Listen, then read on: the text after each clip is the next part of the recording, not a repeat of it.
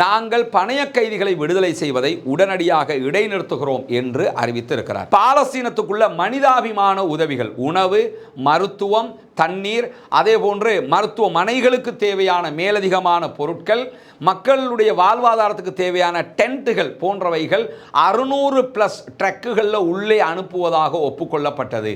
அப்படி என்றால் காசாவிலே யுத்தம் வெடிக்கும் என்கிற கருத்துப்பட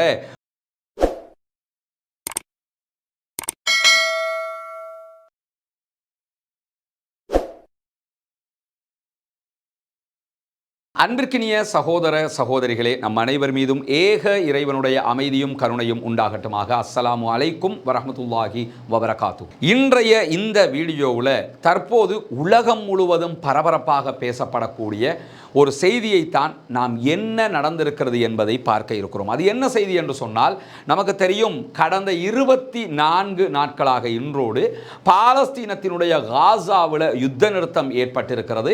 சீஸ்ஃபயர் நடைமுறையிலே இருக்கிறது. இந்த பக்கம் பாலஸ்தீனம் சார்பாக இஸ்ரேலுடைய பணைய கைதிகளை விடுதலை செய்து கொண்டிருக்கிறார்கள். இஸ்ரேல் சார்பாக பாலஸ்தீன கைதிகளையும் சிறைகளிலிருந்து விடுதலை செய்து கொண்டிருக்கிறார்கள். முதல் கட்டமாக 50 நாட்கள் நடைமுறையில் இருக்க வேண்டிய இந்த ஒப்பந்தத்தின் பிரகாரம் பாலஸ்தீனம் சார்பாக 33 இஸ்ரேலிய பணைய கைதிகளை விடுதலை செய்வார்கள் என்றும், இஸ்ரேல் சார்பாக 1890 பாலஸ்தீனியர்களை விடுதலை செய்ய வேண்டும் என்றும், ஒரு நாளைக்கு குறைந்தது 600+ ட்ரக்குகள் காசாவுக்குள் மனிதாபிமான உதவிகளை எடுத்துக்கொண்டு வர வேண்டும் என்கிற பல நிபந்தனைகள் இதிலே குறிப்பிடப்பட்டிருக்கிறது. அந்த அடிப்படையில் கடந்த 5 தடவைகள் ஹாஸ்டேஜஸ் பரிமாற்றம் நடைபெற்றிருக்கிறது. இந்த பக்கம் இருந்து 16 பேரை இஸ்ரேலியர்களை பாலஸ்தீன விடுதலை அமைப்பு விடுதலை செய்திருக்கிறார்கள். இஸ்ரேலும் என்ன பண்ணியிருக்கிறாங்கன்னா, கிட்டத்தட்ட 700 தொடக்கம் 800 பேரை இதுவரைக்கும் விடுதலை செய்திருக்கிறார்கள். இப்படி இரண்டு பக்கமும் ஓரளவுக்குண்டான பணைய கைதிகள் விடுதலை தொடர்ந்து கொண்டிருந்த நேரத்தில் இஸ்ரேல் யுத்த நிறுத்த மீறல்களில் ஈடுபடுகிறது என்கிற குற்றச்சாட்டை பாலஸ்தீனம் தொடர்ந்து முன்வைத்து வந்தது. குறிப்பாக இந்த சீஸ்ஃபயர் ஒப்பந்தத்தில் முன்னணியில் நின்று செயல்பட்ட கத்தார், அமெரிக்கா, எகிப்து ஆகிய நாடுகளுக்கு திரும்ப இந்த செய்தி அவங்க சொல்லி கொண்டு வந்தாங்க. இந்த நிலையில தான் நேற்று இரவு திடீரென பாலஸ்தீன விடுதலை அமைப்பினுடைய ஊடக பேச்சாளர் அபு உபைதாவினுடைய அறிவிப்பு பிரகாரம் நாங்கள் பணைய கைதிகளை விடுதலை செய்வதை உடனடியாக இடைநிறுத்துகிறோம் என்று அறிவித்திருக்கிறார். இந்த அறிவிப்பை ஏன் வெளியிடுகிறோம் என்பதை பற்றி பேசும்போது 3 காரணங்களை அவர்கள் சுட்டிக்காட்டுகிறார்கள். அதில் ஒன்று என்னன்னு சொன்னா, இஸ்ரேலில் இருந்து விடுதலை செய்யப்படக்கூடிய பாலஸ்தீன மக்களும் பாலஸ்தீனத்துக்குள்ள யுத்தத்தினால் பாதிக்கப்பட்ட பாலஸ்தீன மக்களுமாக நோயாளிகளை காசாவுக்கு வெளியில் அழைத்து சென்று வெளிநாடுகளில் ட்ரீட்மெண்ட் பார்க்கறதுக்காக அனுமதிப்பதாக, ஒரு நாளைக்கு 50 பேரை வெளியேற்றுவதற்கு அனுமதி தருவதாக இந்த யுத்த நிறுத்த ஒப்பந்தத்தில் பேசப்பட்டது. ஆனால் அப்படி எந்த நடைமுறையையும் அவர்கள் செய்ய தவறுகிறார்கள். முறைப்படி 50க்கு உட்பட்டவர்கள் வெளியேற்றப்படுவது இல்லை.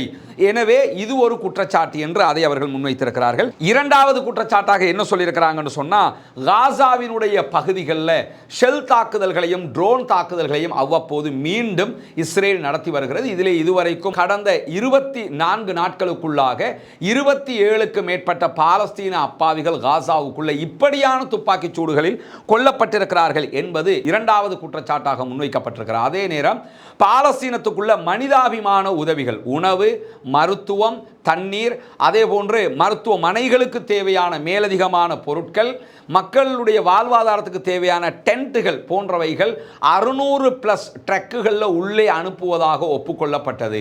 ஆனால் 600+ ட்ரக்குகளை அவர்கள் ஆரம்பத்தில் அனுப்பினாலும் இடைநடுவில் அனுப்புவதை தவிர்த்து வருகிறார்கள், நிறுத்துகிறார்கள் என்பது மூன்றாவது குற்றச்சாட்டாக அவர்களால் முன்வைக்கப்பட்டிருக்கிறது. இந்த 3 குற்றச்சாட்டுகள் மெயின் குற்றச்சாட்டுகளாக முன்வைக்கப்பட்டிருக்கிறது. இது யுத்த நிறுத்த விதி மீறல் என்கிற குற்றச்சாட்டை முன்வைத்துத்தான் நாங்கள் ஹாஸ்டேஜஸ்களை விடுதலை செய்வதை இடைநிறுத்துகிறோம் என்று பாலஸ்தீன விடுதலை அமைப்பு அறிவித்திருக்கிறது. அதே நேரத்தில் இந்த செய்தி வந்த அடுத்த கணமாக அமெரிக்க ஜனாதிபதி டொனால்ட் ட்ரம்ப் தலைமையில் வெளியிடப்பட்டிருக்கக்கூடிய செய்தியில் என்ன சொல்லியிருக்கிறாங்கன்னா, அப்படி என்றால் காசாவிலே யுத்தம் வெடிக்கும் என்கிற கருத்துப்பட உடனடியாக இந்த ஒப்பந்தங்கள் ரத்து செய்யப்படும் என்கிற எச்சரிக்கை பாலஸ்தீன மக்களுக்காக விடுக்கப்பட்டிருக்கிறது.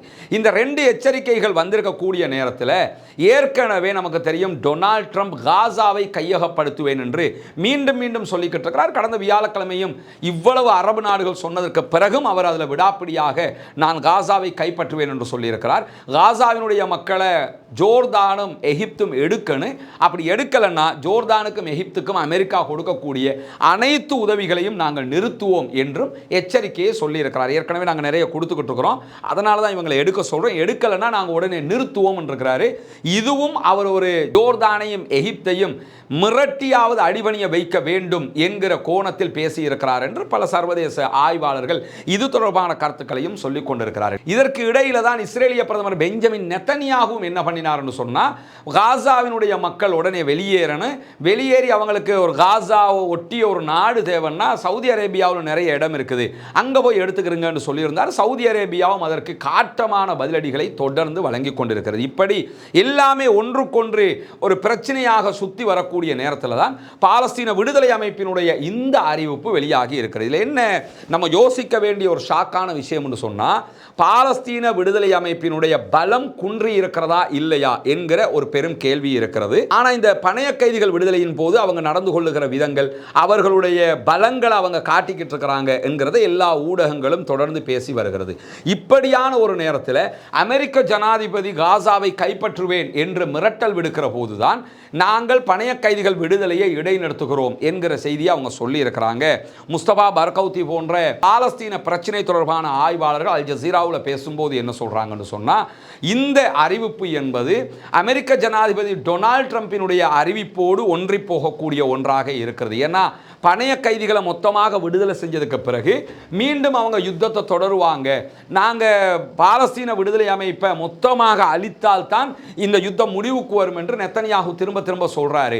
எனவே இதையெல்லாம் கவனத்தில் கொண்டுதான் பாலஸ்தீன விடுதலை அமைப்பினர் இந்த அறிவிப்பை விடுத்திருப்பார்கள் என்று முஸ்தபா பர்கவுத்தி அவர்கள் இந்த கருத்தை சொல்லியிருக்கிறார். எது எப்படி போனாலும் அடுத்து என்ன நடக்கப் போகிறது என்பது மிகப்பெரிய கேள்வியாக இருக்கக்கூடிய நேரத்தில் அரபு நாடுகள் அத்தனையுமே பாலஸ்தீனத்தில் காசாவில் இருக்கக்கூடிய மக்கள் எக்காரணம் கொண்டும் ஜோர்தானுக்கோ அல்லது எகிப்துக்கோ இடம்பெயர வைக்க முடியாது, காசா மக்களுக்குரியது, பாலஸ்தீனம் தனி நாடாக அங்கீகரிக்கப்பட வேண்டும் என்பதில் அவர்களும் உறுதியான நிலைப்பாட்டில் இருக்கிறார்கள். இந்த நிலையில் இப்படியான ஒரு அறிவிப்பை பாலஸ்தீன விடுதலை அமைப்பு வெளியிட்டிருப்பது என்பது சாதாரணமாக அவங்க வெளியிட்டிருப்பாங்களா என்கிற ஒரு கேள்வியை உண்டாக்குகிறது.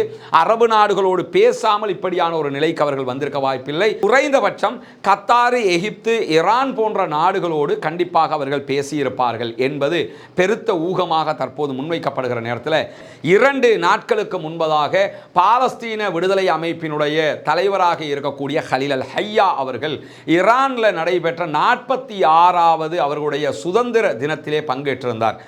ஈரானுடைய புரட்சி நடைபெற்று 46வது நாள் அந்த நிகழ்வில் அவர் பங்கேற்று அதிலையும் அவர் நாங்கள் வெற்றி பெற்றிருக்கிறோம் என்கிற பேச்சுக்களை எல்லாம் பேசியிருந்தால் அதை தனியாக நம்ம பேசியிருக்கிறோம். இது எல்லாம் எங்கே சிங்க் ஆகுதுன்னு சொன்னால் இந்த அறிவிப்பில் வந்து நமக்கு சிங்க் ஆகிறத பார்க்க முடியும். ஏன்னா காசாவை கைப்பற்றுவோம் என்று தொடர்ந்து டொனால்ட் ட்ரம்ப் சொல்லி வர்ற நேரத்தில் மீண்டும் தாக்குதலை தொடர்வோம் என்று சொல்லி நெத்தனியாகு அறிவிக்கக்கூடிய நேரத்தில் அரபு நாடுகள் எல்லாம் பாலஸ்தீனம் தனி நாடாக வர வேணும் என்று சொல்லி விடாப்பிடியாக, குறிப்பாக சவுதி விடாப்பிடியாக நிற்கக்கூடிய நேரத்தில் இப்படி தொடர்ந்தும் பாலஸ்தீனத்திற்கு கிடைக்க வேண்டியதை தராமல் அப்பப்ப தாக்குதல்களையும் இஸ்ரேல் நடத்துவதால் இதை காரணமாக வைத்து தற்போது பணைய கைதிகளை விடுதலை செய்ய முடியாது என்கிற அறிவிப்பை விடுத்திருப்பது மட்டுமல்லாமல், நாங்கள் தொடர்ந்து சமாதான உடன்படிக்கையினுடைய அம்சங்களை கடைபிடிப்போம், எங்களோடு இணங்கி வந்தால் அடுத்த கட்டம் போவதற்கு தயார் என்பதையும் பாலஸ்தீன விடுதலை அமைப்பினர் அறிவித்திருக்கிறார்கள். எனவே இது அவர்களுடைய சொந்த முடிவாக இருக்குமா என்பது ஒரு மிகப்பெரிய கேள்வியாக இருக்கிறது. இதற்கு பின்னால் அரபு நாடுகளுடைய கரம் இருப்பதற்கான வாய்ப்பு இருக்கிறது என்று சொல்லப்படுகிறது. அப்படியான ஒரு நிலை வந்தால்தான் இப்படியான ஒரு அறிவிப்பை அவர்கள் விடுத்திருக்க முடியும். ஏன்னா இந்த பாலஸ்தீன பிரச்சனைங்கிறது இந்த மிடில் ஈஸ்டுக்குள்ள ஒரு ஓய்க்க முடியாத பிரச்சனையாக இருந்து கொண்டே இருக்கிறது. அரபு நாடுகளுக்கு அது பெரிய தலைவலியாக இருக்கிறது. அதனால இதுக்கு எப்படியாவது முடிவு காண வேண்டும் என்பதில் அவர்கள் உறுதியாக இருக்கிறார்கள். அந்த முடிவு பாலஸ்தீன மக்களை ஜோர்தானுக்கோ எகிப்துக்கோ அனுப்புறது இல்லை, அது அந்த நாடுகளுக்கு பெரிய தலையீடியாக மாறிடும். ஏன்னா 25 லட்சம் மக்களை அனுப்ப வேண்டியிருக்கு. ஆல்ரெடி 20 லட்சம் மக்கள் ஜோர்தானுக்குள்ளே இருக்கிறாங்க, எகிப்துக்குள்ளே இருக்கிறாங்க. இப்படி இருக்கிற நேரத்தில் இந்த 25 லட்சம் மக்களையும் அனுப்புவது என்பதும் அனுப்புறது மட்டும் கிடையாது, அவங்களுக்கு தற்காலிக கூடாரம் அமைச்சு கொடுக்கறது மட்டும் இல்லை, அவங்களை அந்த நாட்டினுடைய பிரஜைகளாக மாற்றி அவர்களுக்கு தேவையான எல்லாத்தையும் கொடுக்கணும். ஒரே நேரத்தில் ஒரு 10 லட்சம் பேருக்கு ஒரு நாடு கொடுக்கறதுங்கிறது ஒரு சாதாரணமான விஷயமும் கிடையாது. இதை சர்வதேச மட்டத்தில் சர்வதேச நாடுகள் இதை அங்கீகரிக்காது. குறிப்பாக இஸ்லாமிய நாடுகளுக்குள்ள முஸ்லீம்கள் இதை ஏற்றுக்கொள்ள மறுக்கிற போது அந்தந்த அரசாங்கங்களுக்கு எதிரான புரட்சிகள் வெடிப்பதற்கான வாய்ப்புகள் இருக்கிறது என்றெல்லாம் எல்லா நாடுகளும் பயப்படுகின்றன. அதனால தான் அரபு லீக் என்ன பார்க்குறாங்கன்னு சொன்னால், இத்தோடு இந்த கதை முடியன்னு தனி நாடாக அங்கீகரிக்க வச்சிடணுங்கிறத அவங்க பார்க்குறாங்க. டொனால்ட் ட்ரம்ப்பும் நெத்தன்யாகும் வேறு விதமான வியூகங்களை அமைக்கிறார்கள் என்பது போல தோற்றமளிக்கிறது. எது எப்படி போனாலும் தற்போதைய இந்த அறிவிப்பு மீண்டும் காசாவிலே ஒரு வார் ஏற்படுவதற்கான ஒரு அச்சத்தை உண்டாக்கி இருக்கிறது.